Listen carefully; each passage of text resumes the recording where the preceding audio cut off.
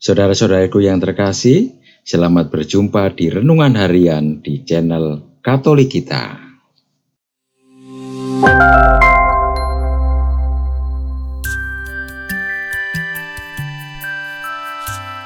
Hari ini, Sabtu, 31 Mei 2025, Pesta Santa Perawan Maria mengunjungi Elisabet. Bacaan pertama. Bacaan diambil dari Nubuat Zefanya, bab 3, ayat 14 sampai dengan 18a. Bersorak-sorailah, hai putri Sion, bergembiralah, hai Israel. Bersukacita dan beria-rialah dengan segenap hati, hai putri Yerusalem. Tuhan telah menyingkirkan hukuman yang telah dijatuhkan atasmu. Ia telah menebas binasa musuh-musuhmu. Raja Israel, yakni Tuhan, ada di tengah-tengahmu. Engkau tidak akan takut lagi kepada malapetaka. Pada hari itu akan dikatakan kepada Yerusalem, janganlah takut, hai Sion, janganlah tanganmu menjadi lunglai. Tuhan Allahmu ada di tengah-tengahmu sebagai pahlawan yang memberi kemenangan. Ia bersukaria karena engkau. Ia membarui engkau dalam kasih-Nya, dan ia bersorak gembira karena engkau, seperti pada hari pertemuan raya. Demikianlah sabda Tuhan. Syukur kepada Allah. Bacaan Injil. Bacaan diambil dari Injil suci menurut Lukas, bab 1, ayat 39 sampai dengan 56. Beberapa waktu sesudah kedatangan malaikat Gabriel, bergegaslah Maria ke pegunungan menuju sebuah kota di wilayah Yehuda. Ia masuk ke rumah Zakaria dan memberi salam kepada Elisabet. Ketika Elisabet mendengar salam Maria, melonjaklah anak yang di dalam rahimnya, dan Elisabet pun penuh dengan Roh Kudus, lalu berseru dengan suara nyaring, "Diberkatilah engkau di antara semua wanita, dan diberkatilah buah rahimmu. Siapakah aku ini, sampai ibu Tuhanku datang mengunjungi aku? Sebab sesungguhnya, ketika salammu sampai kepada telingaku, anak yang di dalam rahimku melonjak kegirangan. Sungguh, berbahagialah dia yang telah percaya, sebab firman Tuhan yang dikatakan kepadanya akan terlaksana." Lalu kata Maria, "Jiwaku memuliakan Tuhan, dan hatiku bergembira karena Allah Juru Selamatku, sebab ia telah memperhatikan kerendahan hamba-Nya. Sesungguhnya, mulai sekarang segala keturunan akan menyebut aku berbahagia, karena Yang Maha Kuasa telah melakukan perbuatan-perbuatan besar kepadaku, dan namanya adalah kudus. Rahmat-Nya turun-temurun atas orang yang takut akan Dia. Ia memperlihatkan kuasa-Nya dengan perbuatan tangan-Nya, dan mencerai-beraikan orang-orang yang congkak hatinya. Ia menurunkan orang-orang yang berkuasa dari tahtanya, dan meninggikan orang-orang yang rendah. Ia melimpahkan segala yang baik kepada orang yang lapar, dan menyuruh orang yang kaya pergi dengan tangan hampa.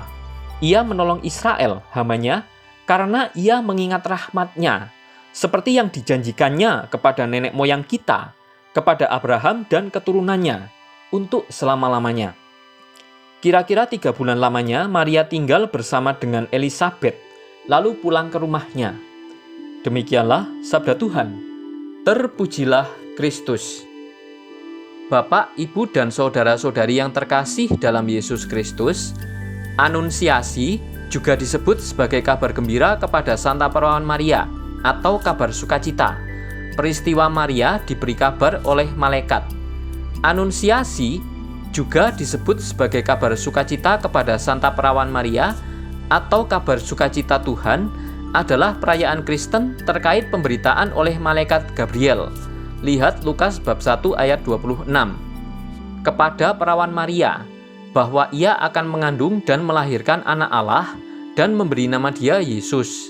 Maria segera mengunjungi Elisabet saudarinya yang dikatakan mandul itu, sebagai respons atau ungkapan kebahagiaan. Sesampainya di tempat itu dan sesudah menyalami Elisabet, anak dalam kandungan Elisabet yang kelak menjadi Yohanes Pembaptis bergerak. Dan ketika hal tersebut diberitahukan kepada Maria, dia menyanyikan kidung Magnificat sebagai balasannya. Magnificat merupakan salah satu di antara 4 nyanyian pujian atas kelahiran Yesus yang terdapat di Lukas bab 1 dan 2. Ketiga nyanyian yang lainnya adalah nyanyian pujian Imam Zakaria dan Simeon. Ketiga nyanyian yang lainnya adalah nyanyian pujian Imam Zakaria. Lihat Lukas bab 1 ayat 68 sampai dengan 79, malaikat. Lihat Lukas bab 2 ayat 14 dan Simeon. Lihat Lukas bab 2 ayat 29 sampai dengan 32. Nyanyian pujian Maria mirip seperti sebuah mazmur dan memiliki kesamaan dengan nyanyian pujian Hana dari 1 Samuel bab 2 ayat 1 sampai dengan 10. Hana menaikkan nyanyian pujian dan syukur kepada Allah karena Allah telah mengaruniakan seorang anak laki-laki yang bernama Samuel.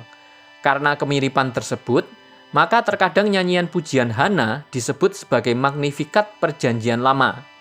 Dalam pertemuannya dengan Elisabet, Maria pun mengungkapkan nyanyian pujian kepada Allah yang kita kenal dengan Magnificat.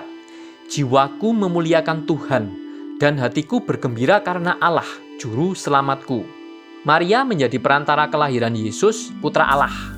Elisabet menjadi perantara kelahiran Yohanes Pembaptis yang mempersiapkan jalan bagi karya Yesus. Keduanya menjadi sarana saluran rahmat Allah, terutama menjadi perantara keselamatan manusia. Dalam Magnificat, Maria melambungkan nyanyian pujian dan syukur atas kebaikan dan kesetiaan Allah dalam rencana keselamatannya bagi umat manusia, khususnya bagi bangsa Israel. Maria menggambarkan karya Allah yang Maha Kuasa dan rahmat yang dinyatakan kepada Israel, serta penggenapan janji Allah kepada Abraham. Magnificat juga menunjukkan dengan jelas bagaimana ketaatan serta respons Maria terhadap kehendak Allah yang dinyatakan melalui dirinya. Nyanyian ini diakhiri dengan suatu jaminan bahwa Allah selalu setia kepada perjanjian dengan umatnya. Konstitusi dogmatis Maria. Gereja secara spesial menempatkan Maria sebagai tokoh besar dalam karya keselamatan Allah bagi dunia. Maria ditempatkan dalam posisi yang sangat penting dalam misteri Kristus dan gereja. Maria tidak bisa dipisahkan dari Kristus dan gereja. Sebab Maria, baik secara langsung maupun tidak langsung, mengambil peran yang penting dalam misteri Kristus dan gereja. Konstitusi dogmatis Lumen Gentium diberi judul Santa Perawan Maria Bunda Allah dalam misteri Kristus dan gereja. Dalam judul ini, Konsili Suci menjelaskan posisi Maria dalam misteri Kristus dan gereja. Demikianlah Maria, putri Adam, menyetujui sabda ilahi dan menjadi Bunda Yesus. Dengan sepenuh hati yang tak terhambat oleh dosa manapun, ia memeluk kehendak Allah yang menyelamatkan dan membaktikan diri seutuhnya sebagai hamba Tuhan kepada pribadi serta karya putranya, untuk di bawah dia dan beserta dia, berkat rahmat Allah yang Maha Kuasa, mengabdikan diri kepada misteri penebusan. Maka memang tepatlah pandangan para bapa suci, bahwa Maria tidak secara pasif belaka digunakan oleh Allah, melainkan bekerja sama dengan penyelamatan umat manusia, dengan iman serta kepatuhannya yang bebas. Dari Lumen Gentium, artikel 55. Dokumen Lumen Gentium artikel 55 mengajarkan tentang Maria dan perannya dalam sejarah keselamatan. Adapun kitab-kitab Perjanjian Lama melukiskan sejarah keselamatan yang lambat laun menyiapkan kedatangan Kristus di dunia. Naskah-naskah kuno itu sebagaimana dibaca dalam gereja dan dimengerti dalam terang perwahyuan lebih lanjut yang penuh, langkah demi langkah makin jelas mengutarakan citra seorang wanita, Bunda Penebus. Dalam terang itu, ia sudah dibayangkan secara profetis dalam janji yang diberikan kepada leluhur pertama yang jatuh berdosa, yang diberi nama Immanuel. Selanjutnya, dalam dokumen Lumen Gentium artikel 56, mengungkapkan sikap Maria dalam menerima tawaran dari Allah untuk menjadi ibunda penebus dunia. Demikianlah Maria putri Adam menyetujui sabda ilahi dan menjadi Bunda Yesus.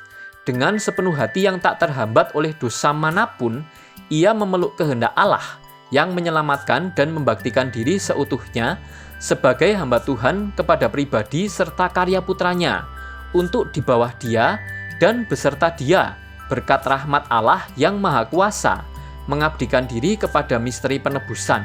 Maka memang tepatlah pandangan para bapa suci bahwa Maria tidak secara pasif belaka digunakan oleh Allah, melainkan bekerja sama dengan penyelamatan umat manusia dengan iman serta kepatuhannya yang bebas.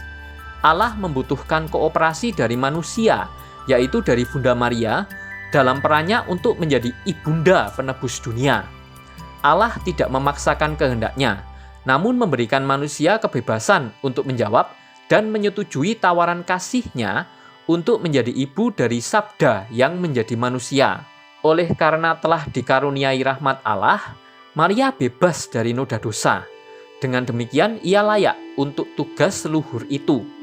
Menanggapi panggilan Allah itu, Maria menyetujuinya dengan penuh kerendahan hati dan taat pada kehendak Allah, menjawab ya pada panggilan Allah itu. Ia tidak menolak kehendak Allah yang terjadi padanya. Ia berkata, "Sesungguhnya aku ini adalah hamba Tuhan. Terjadilah padaku menurut perkataanmu itu." Lihat Lukas bab 1 ayat 38. Bunda Maria adalah teladan iman dan teladan kehidupan. Maria dan Elisabet adalah dua wanita yang mengalami rahmat sukacita. Mereka beroleh kasih karunia di hadapan Allah. Bunda Maria dipilih oleh Allah untuk mengandung putranya. Dan Elisabet yang disebut mandul itu rupanya telah mengandung seorang anak laki-laki pada hari tuanya. Sukacita adalah kelimpahan rahmat Allah yang dicurahkan kepada manusia. Maria menyerahkan diri sepenuhnya kepada kehendak Allah. Dengan sukarela, ia menerima baik kehormatan maupun celaan yang akan dialaminya karena menjadi ibu dari anak yang kudus ini. Para wanita muda di dalam gereja seharusnya mengikuti teladan Maria dalam hal kesucian seksual, kasih pada Allah, iman kepada firman-Nya, dan kesediaan untuk taat kepada Roh Kudus. Dogma Maria diangkat ke surga bukan semata-mata doktrin untuk menghormati Maria, tetapi doktrin itu mau menunjukkan bahwa Maria adalah anggota gereja yang pertama yang diangkat ke surga. Dengan diangkatnya Bunda Maria ke surga, maka ia yang telah bersatu dengan Yesus akan menyertai kita yang masih berziarah di dunia ini dengan doa-doanya. Karena berpegang bahwa doa orang benar besar kuasanya, maka betapa besarlah kuasa doa Bunda Maria yang telah dibenarkan oleh Allah dengan diangkatnya ke surga. Tradisi suci mengajarkan bahwa Bunda Maria diangkat ke surga. Bunda Maria diangkat ke surga dan bukan naik ke surga. Diangkat berarti bukan karena kekuatannya sendiri, melainkan diangkat oleh kuasa Allah. Sedangkan Yesus naik ke surga oleh kekuatannya sendiri. Bagi orang Katolik, peristiwa Bunda Maria diangkat ke surga adalah peringatan akan pengharapan kita akan kebangkitan badan di akhir zaman, di mana kita sebagai orang beriman, jika hidup setia dan taat kepada Allah sampai akhir.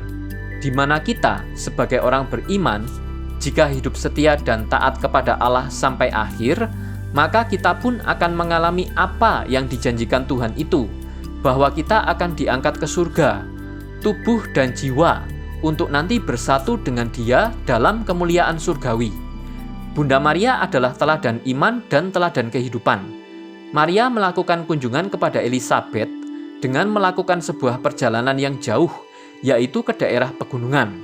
Maria yang telah mengandung Mesias tidak merasa bahwa dirinya lebih tinggi dari Elisabet, maka ia yang harusnya dikunjungi oleh Elisabet. Maria juga meninggalkan semua urusannya guna mengurus hal yang lebih besar ini, berbagi sukacita iman. Pertemuan antara Maria dan Elisabet sungguh-sungguh diliputi oleh suasana yang penuh dengan kebahagiaan iman. Maria memberi salam kepada Elisabet dan berkata bahwa ia datang untuk mengunjunginya, untuk mengetahui keadaannya, dan bersuka bersamanya di dalam sukacitanya.